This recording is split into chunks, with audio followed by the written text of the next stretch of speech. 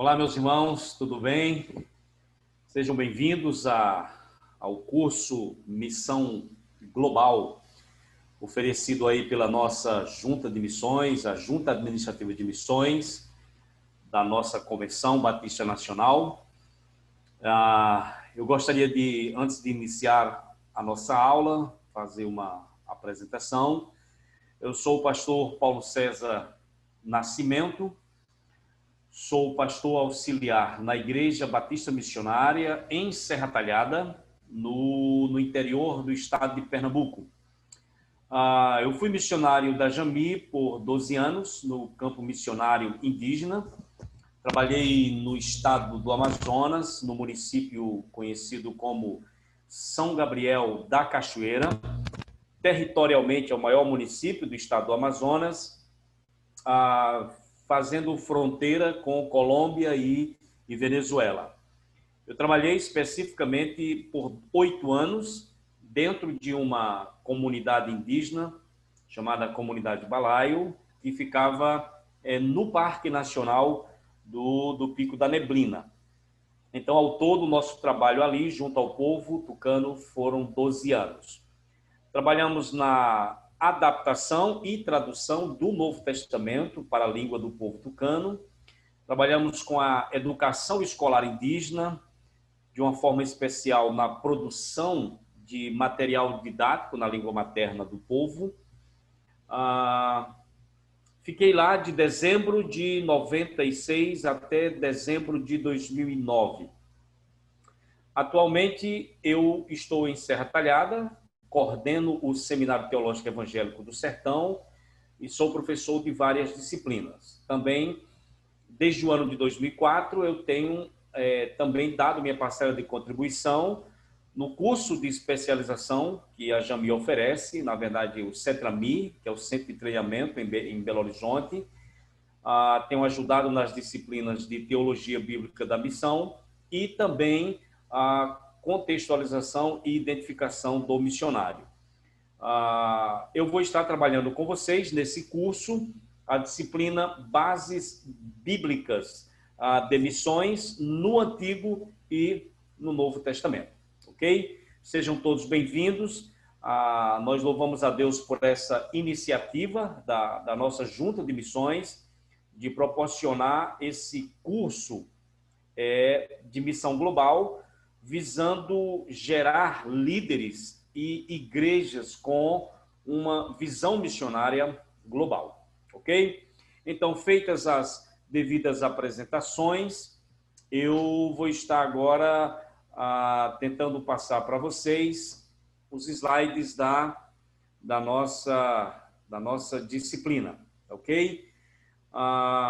Nós vamos tentar trabalhar com vocês em 3 blocos principais, que é que nós vamos chamar, 3 aulas de aproximadamente 40, no máximo 50 minutos. E vamos dividir, tratando um pouco sobre a visão missionária que nós podemos ver e enxergar no Antigo Testamento e também como o Novo Testamento aborda essa questão da missão. Então, eu vou passar aqui aos objetivos do nosso curso, especialmente da nossa disciplina. O primeiro é esse que vocês estão visualizando aí, que é comprovar que a Bíblia, no seu todo, desde Gênesis até Apocalipse, a Bíblia ela revela o plano ou o propósito de Deus de espalhar a sua glória entre as nações. Então, um dos nossos objetivos principais é comprovar isso.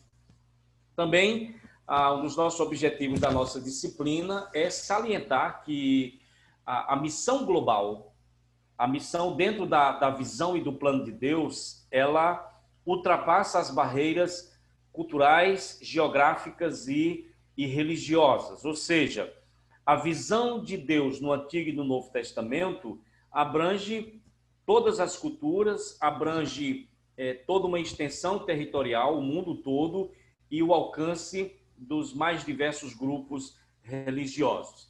E um outro objetivo muito prático é tentar o quê? Motivar tanto os pastores quanto os líderes a implementar na sua igreja local princípios bíblicos missionais, tanto na pregação quanto no ensino. A gente tem falado que o pastor é a peça-chave.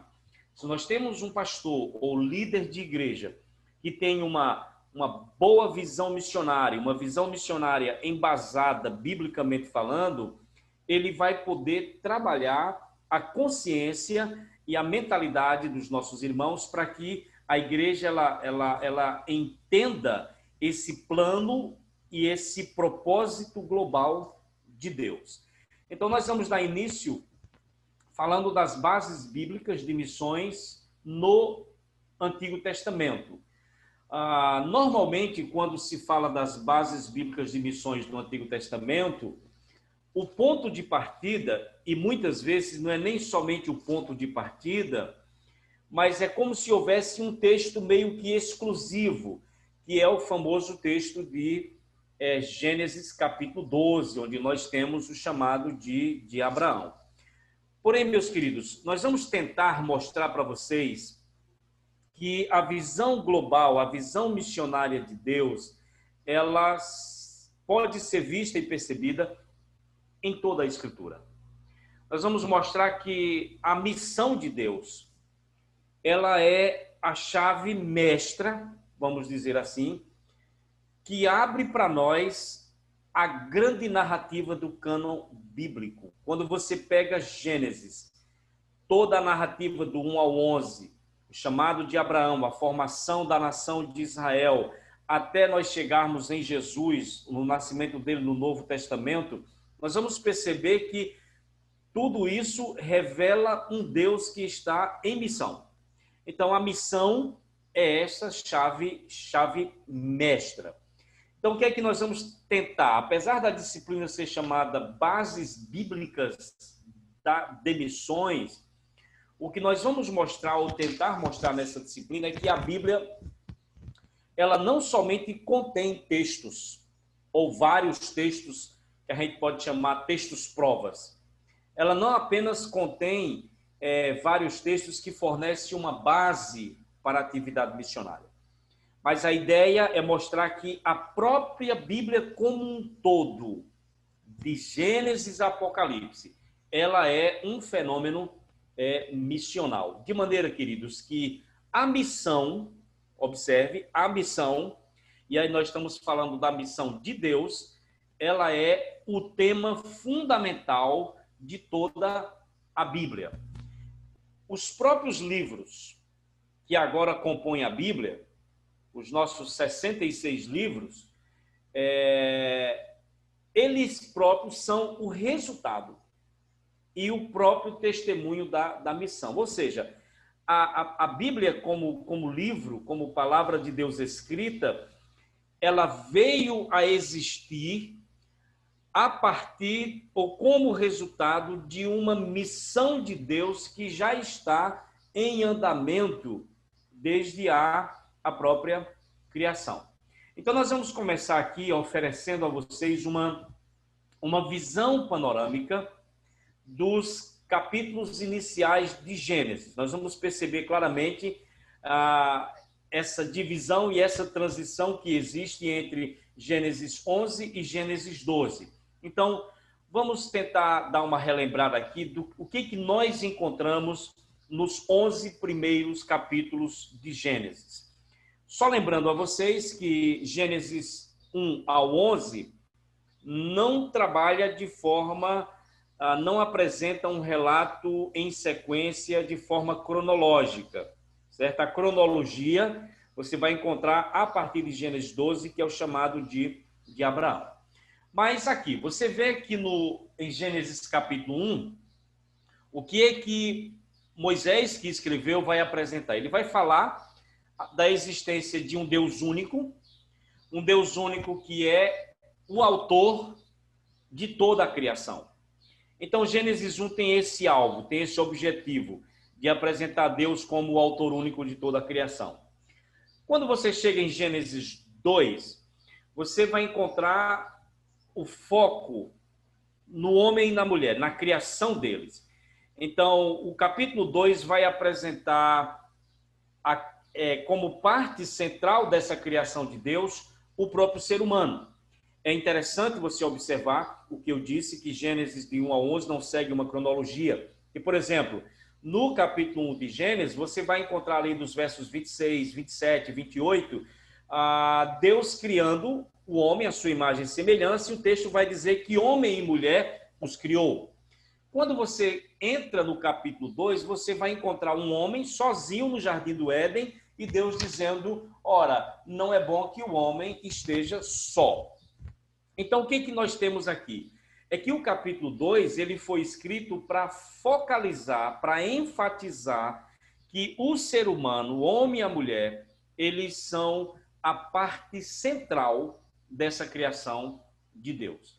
Quando você chega no capítulo 3, nós vamos ter o relato que eu costumo chamar de a maior tragédia da história humana, mas você vai ver no capítulo 3 que esse ser humano que Deus criou simplesmente não compreendeu a sua posição e ele pecou contra Deus. Ele não resistiu às propostas que a serpente fez, que Satanás fez, e ele optou por dar ouvidos à voz de Satanás e não à voz de Deus. Então nós temos ali o que nós conhecemos na teologia como a queda do homem. Quando nós chegamos nos capítulos 4 até o capítulo de número 6, nós vamos ver que o pecado humano, ele estendeu-se a toda a raça humana e a todas as demais coisas criadas. Você tem no capítulo 4 o relato do primeiro assassinato, onde Caim veio a matar o seu irmão Abel. Caim, ele em seguida gera toda uma descendência de homens ímpios, de homens maus, de homens rebeldes. E no capítulo 6 você vê a multiplicação da violência. Então você tem essa comprovação de que o pecado ele não ficou restrito ao primeiro casal, mas ele se estendeu a toda a raça humana. Quando você chega nos capítulos 7 e 8, você vê o momento em que Deus decide executar o seu juízo através do dilúvio. Deus disse que o seu espírito não habitaria para sempre no homem, porque o homem era má, a inclinação do seu coração era má continuamente. E Deus resolve derramar um juízo sobre a humanidade, e aí vem a questão do dilúvio. Nos capítulos 8 e 9, nós vamos perceber, e eu não vou enfatizar aqui porque vamos ter um pouquinho mais na frente, que a graça e a fidelidade de Deus, elas são manifestadas na preservação da vida. Mesmo com o pecado humano, mesmo com toda uma humanidade corrompida, Deus tomou a decisão de preservar uma família, como nós conhecemos, a história de Noé e a sua família, mas não somente isso, mas de preservar um casal de cada ser vivo. Isso mostra a graça e a fidelidade de Deus ao tomar essa iniciativa, tanto de preservar a vida humana, no caso, numa família, como de preservar a sua criação, como no caso dos animais, ok? No capítulo 10, nós vamos ter o que é conhecido como a lista da Tábua das Nações. O mundo das nações, ele é apresentado como um alvo da ação de Deus. Se você observar o capítulo 10, nós temos ali a distribuição da raça humana em suas línguas, segundo o texto vai mostrar, segundo suas línguas, segundo suas famílias, segundo as nações e segundo suas próprias terras. Então, você vai ter no capítulo 10 de Gênesis os descendentes dos filhos de Noé, o pós-dilúvio. Então, o que acontece? O capítulo 11 vai apresentar o que nós vamos chamar aqui de uma nova rebelião e um novo julgamento que vem da parte de Deus. A humanidade que se multiplica depois do dilúvio, essa humanidade se une em um projeto ímpio, em um projeto orgulhoso, e Deus precisou intervir para dispersar aquela humanidade no seu projeto ímpio da construção de uma cidade e da construção de uma torre.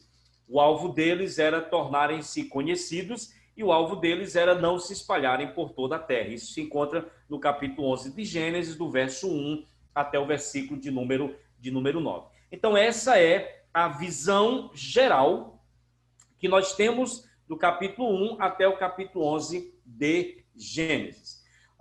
Então, aqui nós precisamos começar a perceber, desde capítulo 1 até o versículo 11, qual era a visão ou qual era a abrangência do plano ou do propósito de Deus. Nós vamos começar a perceber a partir daqui que o plano de Deus nunca teve como foco um único povo, nunca teve como alvo uma única nação. O plano de Deus, ele sempre foi global, ok?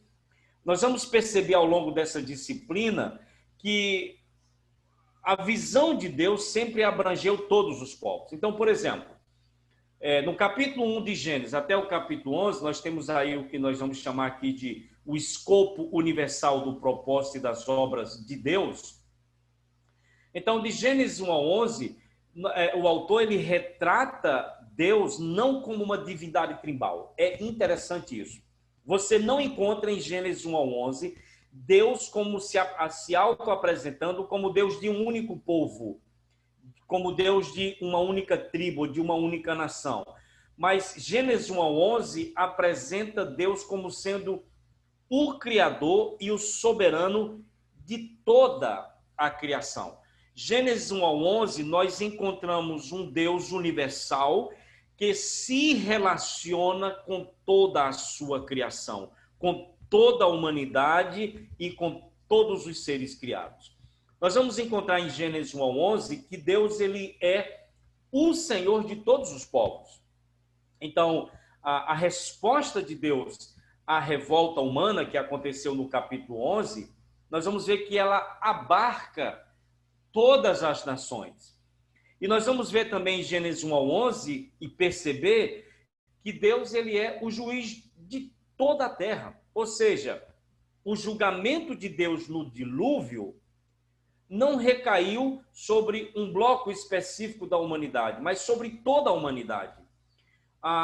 O juízo ou o julgamento de Deus sobre Babel, aquele projeto ímpio e orgulhoso, foi um julgamento que recaiu também sobre toda a humanidade. Ou seja, nós podemos resumir Gênesis 1 a 11 mostrando que o propósito de Deus e as obras de Deus sempre foram de caráter universal, ok? Nós vamos passar agora a mostrar, não tem como falar da missiologia sem falar da hamartiologia, que é a doutrina do pecado. Mas o que nós vamos encontrar de Gênesis capítulo 3 até o capítulo 11 relacionado à queda ou ao pecado? Nós vamos ver que Gênesis 3 ao 11, nós temos o que algum autor chamou de a grande hamartiologia, ou seja, a grande doutrina do pecado. Gênesis 3, por exemplo, retrata a origem tenebrosa do pecado na rebelião de Adão e Eva. Ali começa tudo. Quando você chega em Gênesis 4 ao 9, nós vamos ver a propagação dessa mancha do pecado por todas as nações. Então vai mostrar que o pecado ele atinge a todos os seres humanos, que veio a redundar no juízo. E também retrata as consequências destrutivas do pecado para toda a criação. Por exemplo, no capítulo 3, você vai ter o juízo, a consequência para a serpente, a consequência para a mulher, a consequência para o homem, a consequência para a criação, porque a terra foi amaldiçoada por causa do pecado humano. Os relacionamentos familiares se complicam, porque agora, em vez de existir uma relação de complementariedade, você vai ter agora uma relação de disputa e de dominação entre homem e mulher. A relação do homem com a criação também muda. O homem agora vai ter que suar pesadamente para obter o seu próprio sustento. Ou seja, Gênesis 3 ao 11 retrata a origem tenebrosa do pecado, a propagação da mancha do pecado na raça humana e as consequências destrutivas que o pecado trouxe para toda a criação e não apenas para a raça humana. Em Gênesis do 1 ao 11, nós vamos encontrar uma questão muito interessante. Um outro aspecto dessa universalidade da missão de Deus é que de Gênesis 1 ao 11 nós encontramos os juízos que Deus exerceu sobre toda a humanidade, porém chama-nos a atenção que esses juízos, eles sempre foram seguidos por uma manifestação da graça de Deus, por uma indicação ou por indicações da salvação. O primeiro juízo que nós podemos destacar de Deus sobre a raça humana veio na queda. Ou seja, quando Adão e Eva pecaram, as consequências da queda se estenderam para toda a raça humana, para toda a humanidade. A manifestação da ira e do juízo de Deus foi sobre toda a humanidade e não apenas sobre aquele casal. Por exemplo, a principal consequência foi a morte física e, obviamente, a morte espiritual, que é a separação de Deus. Nós vamos ver que houve uma deterioração da imago Dei, ou seja, da imagem de Deus. A imagem de Deus no homem, ela foi não aniquilada, não removida, mas ela foi totalmente corrompida. Porém, mesmo Deus derramando a sua ira e o seu juízo no Éden por causa do pecado humano, nós vemos que no capítulo 3, versículo 15, nós encontramos a primeira promessa de Deus de um descendente da mulher. Em Gênesis 3,15, Deus disse para a mulher, olha, eu porei inimizade entre ti e a mulher. Disse para a serpente, melhor dizendo. Eu porei inimizade entre a tua descendência e o teu descendente. Este te ferirá a cabeça e tu lhe ferirás o calcanhar. A leitura de Gênesis 3,15, com o óculos do Novo Testamento, leva-nos a perceber que aqui nós temos a primeira promessa do descendente da mulher que viria para resolver o problema do pecado humano. Então, o que é que nós encontramos em Gênesis 3? Uma manifestação do juízo de Deus, que foram as consequências por causa da queda, mas, ao mesmo tempo, nós temos, logo em seguida, uma promessa de graça, nós temos indicações de que Deus faria alguma coisa para recuperar o ser humano. Aqui, nós já vemos a ação de Deus em favor da raça humana caída. O segundo juízo que nós podemos destacar dentro de Gênesis 3 ao 11, aqui já é a partir do capítulo 6, é o juízo do dilúvio, certo? O que acontece no dilúvio? Nós vemos que a persistência dos seres humanos no pecado foi lamentável, profundamente vivenciada por toda a população, inclusive pelos próprios descendentes de Sete. Nós não vamos entrar aqui na discussão da questão dos filhos de Deus, lá do capítulo 6. Há uma discussão em torno deles, se eram fruto do relacionamento de anjos caídos com as mulheres, ou se eram uma mistura da descendência piedosa de Sete com a descendência ímpia de Caim. Não vou entrar no mérito da discussão, eu só quero deixar claro que o posicionamento que eu defendo quanto a isso é que houve uma mistura da descendência piedosa de Sete com a descendência ímpia de Caim. Então, o pecado ela atinge dessa maneira. E Gênesis 6, do 5 ao 7, vai mostrar que essa decadência, esse aumento da pecaminosidade resultou num novo juízo. Qual foi esse novo juízo? Ele derramou o dilúvio sobre a raça humana. Porém, mesmo tendo decidido destruir a raça humana e os seres viventes por causa da proliferação do pecado, o que acontece? O Rei Criador, ele mais uma vez, assim como ele fez em Gênesis 3, prometendo o descendente da mulher, ele mais uma vez manifestou a sua graça e a sua misericórdia para com o ser humano e as demais criaturas. O que é que ele fez? Gênesis 6, do 8 ao 19. Ele escolheu Noé, estabeleceu com Noé uma aliança, não somente com ele, mas com a sua família e com os seres viventes. No Gênesis 9, 1 ao 17, pós-dilúvio, nós vemos que Deus fez o quê? Ele renovou o mandato cultural e ele estabeleceu uma aliança com Noé e todos os seres viventes. Isso é graça. Ele derrama o juízo por causa do pecado, mas por sua graça ele preserva uma família e preserva as criaturas para a futura multiplicação e crescimento dessa humanidade, a preservação dessa humanidade. E quando termina o dilúvio, que eles saem da arca, Gênesis 9, 1 ao 17, Deus fez o quê? Ele renovou o mandato cultural. Por que renovou? Porque o mandato cultural ele foi dado a Adão e Eva, lá no capítulo 1, quando Deus disse que esse homem deveria dominar sobre os peixes do mar, sobre as aves do céu, sobre os animais domésticos, sobre toda a terra, que eles deveriam ser fecundos, se multiplicar, encher a terra, sujeitar a terra, dominar a terra. Esse foi o mandato cultural que Deus deu ao primeiro casal. Só que o que acontece? Houve o dilúvio. E após o dilúvio, Deus chama Noé e seus filhos assim que eles saem da arca, e diz o texto que, no capítulo 9, verso 1, que Deus abençoou Noé e seus filhos e lhes disse: sede fecundos, multiplicai-vos e enchei a terra. Então Deus renova com Noé e seus filhos esse mandato cultural do capítulo 1 de Gênesis, quando ele fez isso com Adão e Eva.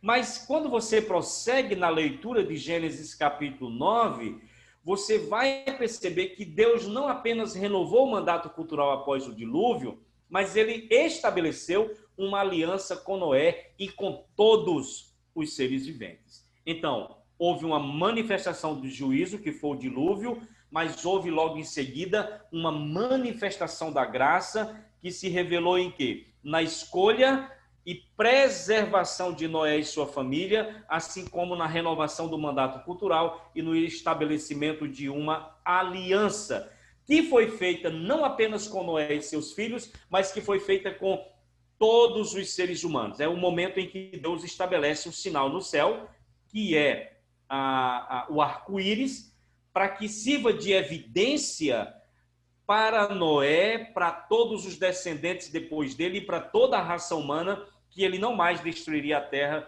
com águas do dilúvio.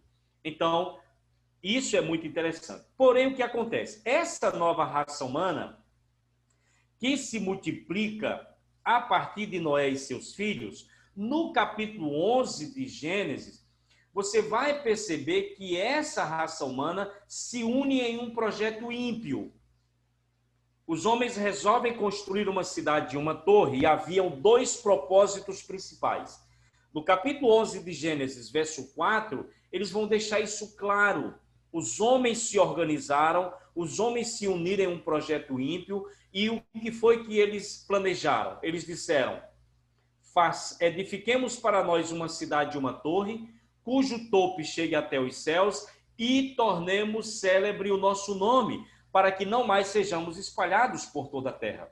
Veja, o projeto é uma rebelião. Primeiro, porque eles querem se tornar famosos. Esses homens querem se tornar conhecidos na história. Segundo, eles não querem se espalhar. Apesar de, em Gênesis 9, Deus disse para Noé e sua família que eles deveriam ser fecundos, multiplicar-se e encher a terra, esses homens se unem e dizem: não, vamos ficar juntos, não vamos nos espalhar, vamos construir uma cidade e uma torre, e vamos celebrar o nosso nome, vamos tornar o nosso nome conhecido, célebre na história.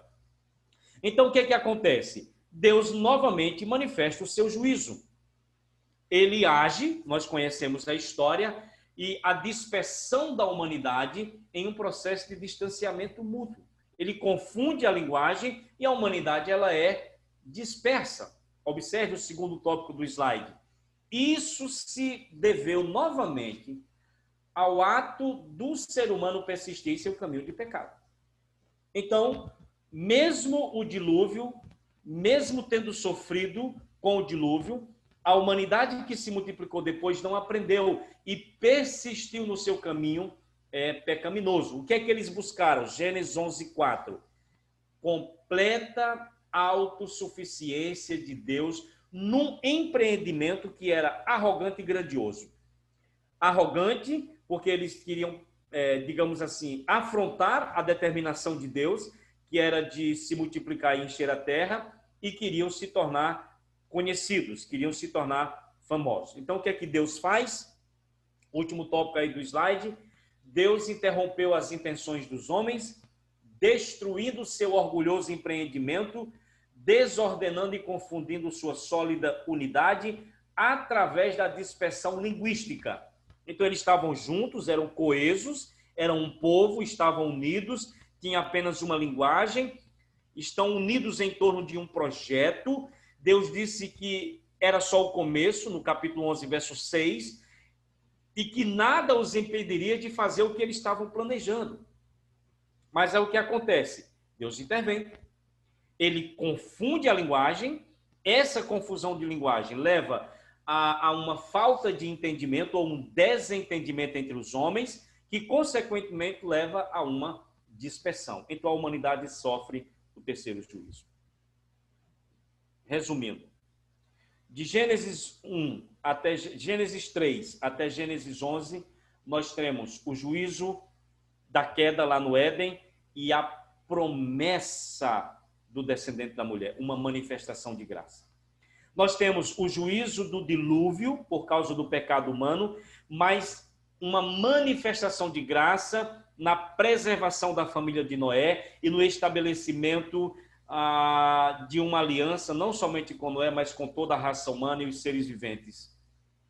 Mas aí nós temos uma terceira rebelião e uma terceira manifestação do juízo de Deus. A rebelião foi Babel e a manifestação do juízo de Deus foi a confusão linguística que levou à dispersão de toda a humanidade. E agora o que fazer? O que vai acontecer com essa humanidade que se rebelou contra o seu Criador? Aí nós temos o famoso texto-chave. Irmãos, é interessante observar que nós não devemos começar, não ter como ponto de partida Gênesis 12, 1 ao 3. Esse não deve ser o nosso ponto de partida. Nós temos que ver o que aconteceu anteriormente. Porque Gênesis 12, do verso 1 ao 3, nós temos aqui o início da resposta de Deus ao mal do coração humano. Gênesis 12, que é o famoso texto, nós temos o chamado de Abraão.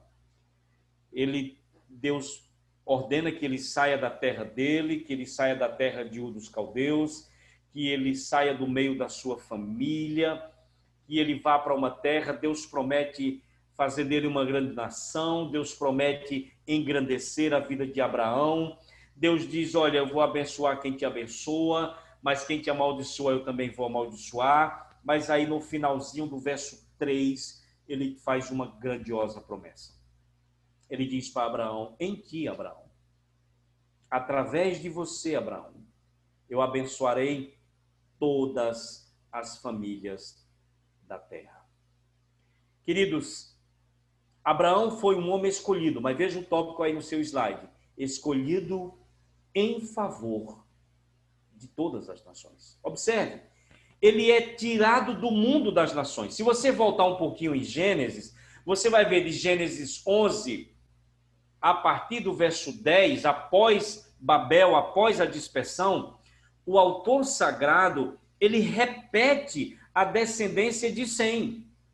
Você vai encontrar a descendência de Sem, filho de Noé, em Gênesis capítulo 10, você vai encontrar, a partir do verso 21, a lista dos descendentes de Sem. Mas após Babel, o autor, ele repete essa descendência de Sem, porque Abraão, ele foi tirado exatamente desse mundo das nações, ele foi escolhido de entre esse mundo das nações, e aqui veja o segundo tópico do seu slide. Aqui começa a missão divina de redenção do mundo. Ok? Veja, de Gênesis 1 ao 11, Deus se relaciona com a humanidade como um todo. A partir do 12, ele escolhe um homem para desse homem formar uma nação, mas em momento algum ele está deixando de lado ou esquecendo-se dos demais povos da terra. O alvo dele continua sendo a redenção de toda a humanidade e a redenção de toda a criação. O segundo tópico aí do seu slide vai dizer que o chamado de Abraão é o início da resposta de Deus, primeiro, ao mal do coração humano, que começa lá em Gênesis 3. É o início da resposta do conflito entre as nações, que acontece ali desde Gênesis 6, a violência entre os homens que levou Deus a punir com o dilúvio. E é o início da resposta de Deus da devastação agonizante de toda a criação. Então, observe aí o terceiro tópico do slide. As histórias de Gênesis 3 ao 11 apresentam elementos da graça salvadora de Deus. Lembra? Gênesis 3,15, a promessa do descendente da mulher. Gênesis 6, 18 e 7, 1, a escolha de Noé, sua família e de um casal dos animais da terra para a preservação. Mas veja o que é que ele diz no último tópico aí do slide. Na história de Babel, não vemos nenhum indício da graça salvadora. Então, o que acontece? A novidade que irrompe no cenário de Gênesis 12 é justamente uma manifestação dessa graça salvadora. Veja, irmãos, Gênesis 11, você finaliza o relato com a grande rebelião da humanidade pós-dilúvio. Essa humanidade pós-dilúvio que se rebela novamente contra o seu Criador, ela sofre a consequência da divisão das línguas, da dispersão das nações por todos os lugares, agora não mais se comunicando entre si como antes, porque não havia mais essa mesma linguagem, e essa humanidade que estava coesa, ela se dispersa, ela se desfacela em grupos e subgrupos. E a impressão que dá é que, bom, já que vocês pecaram, vocês sofreram as consequências, e a impressão que dá é que eles ficaram jogados ao léu. Mas é o que acontece no capítulo 12. Deus escolhe um homem de entre as nações e diz para ele: eu vou fazer de você uma grande nação. Eu vou te abençoar. Mas a bênção não tem como foco apenas você. Através de você, eu vou abençoar todas as famílias da terra. Meus queridos, Gênesis 12, do verso 1 ao 3, conforme está aí, ele é o texto fundamental no livro de Gênesis. Ok? Essa promessa, essa aliança que Deus faz com Abraão, ele é o texto-chave para você compreender todo o restante.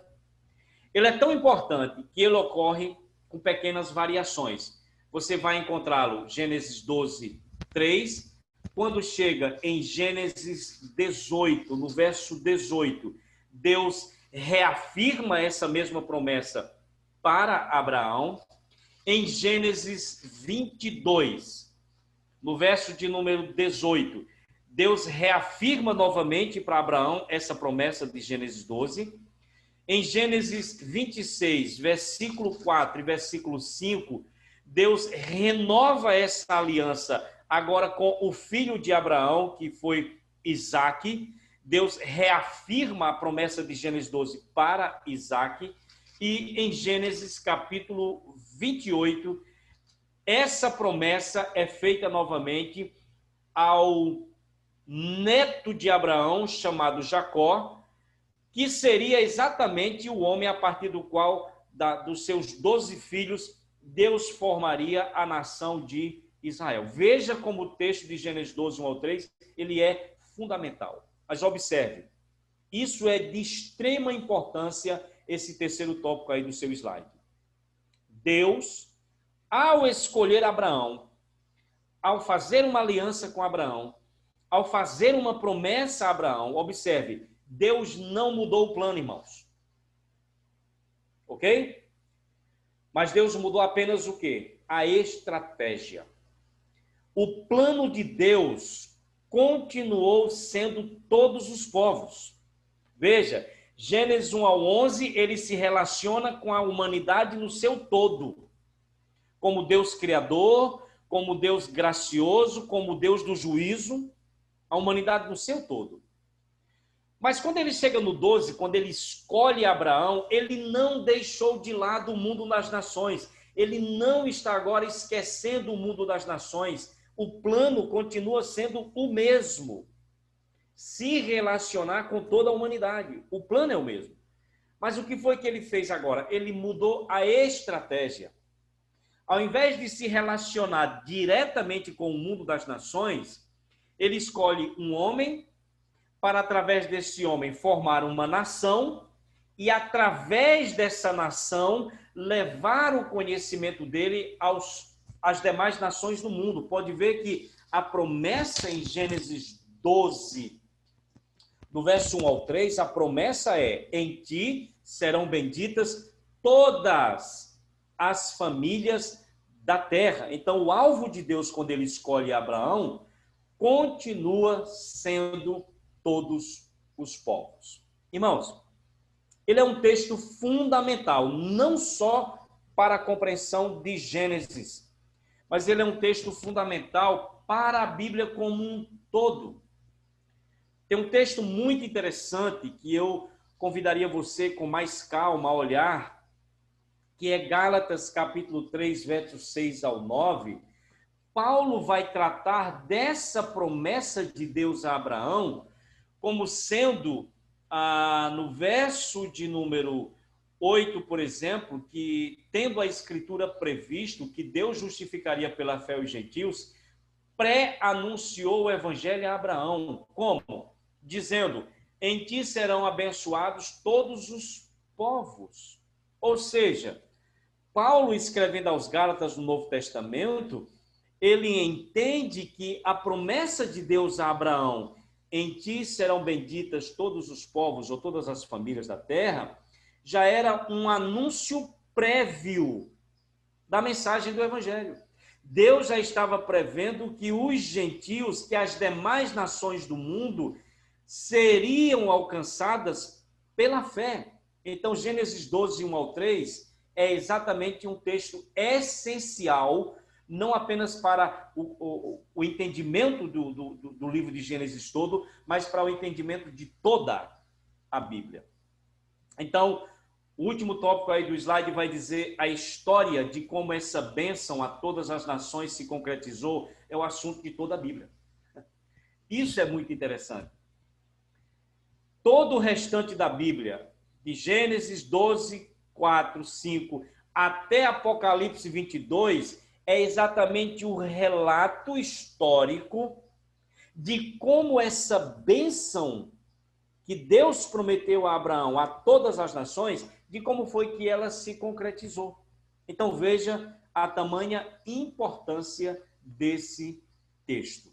Então aqui eu queria finalizar esse primeiro bloco da nossa aula, mostrando que Gênesis 12, 1 ao 3 é um texto extremamente importante para a visão missionária. Então, gente, o que demos até aqui? Gênesis 1 ao 11, nós encontramos um Deus universal, nós encontramos um Deus que se relaciona diretamente com o universo das nações, nós encontramos um Deus que derramou juízo quando necessário sobre toda a humanidade, é o juiz de todas as nações, mas encontramos que esse mesmo Deus que derramou o juízo foi o mesmo Deus que manifestou a sua graça. Na queda, prometendo o descendente da mulher. No dilúvio, preservando Noé e sua família e preservando os seres viventes. Após o dilúvio, renovando o mandato cultural com Noé e seus filhos e ainda fazendo uma aliança com toda a humanidade e com todos os seres viventes. Nós vimos um Deus que em Babel, mais um projeto orgulhoso, ele pune, ele derrama o seu juízo com a confusão linguística e a dispersão de toda a humanidade, mas nós vemos um Deus gracioso novamente, tirando do meio das nações um homem chamado Abraão, prometendo formar uma nação a partir dele, mas o alvo era abençoar Abraão para que, através de Abraão, ele pudesse abençoar todas as famílias da terra. Então, nós encontramos um Deus que mudou a estratégia, mas não mudou o plano. Qual foi a mudança de estratégia? É que de Gênesis 1 ao 11, a estratégia de Deus era se relacionar diretamente com o universo das nações, diretamente com toda a humanidade. Mas em Gênesis 12, a estratégia foi, ele continuou com o plano de se relacionar com toda a humanidade, mas ele faria isso através de um homem que formaria uma nação e da descendência dele viria o Salvador da humanidade. Então essa é a visão global que nós encontramos de Deus nessa primeira parte do Antigo Testamento. No nosso segundo bloco, nós vamos trabalhar o que nós vamos chamar do segundo texto mais importante no Antigo Testamento acerca desse plano e desse projeto missionário de Deus para toda a humanidade. Ok? Até daqui a pouco no nosso segundo bloco.